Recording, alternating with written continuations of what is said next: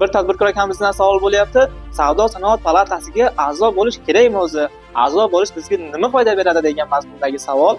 Xo'p, savdo sanoat palatasiga a'zo bo'lishning eng foydali jihatlaridan biri sudga davlat boji to'lamasdan chiqish.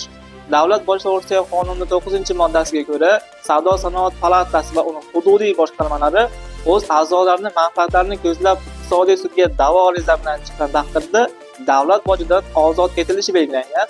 Davlat boji agarda talab mulkiy bo'ladigan bo'lsa, da'vo summasining 2% ni tashkil qiladi. Ya'ni aytaylik, boshqa tashkilotdan 100 million so'm qarzdorlik undirish kerak bo'lsa, davlat boji 100 million so'mni 2% ni, ya'ni 2 million so'mni tashkil qiladi.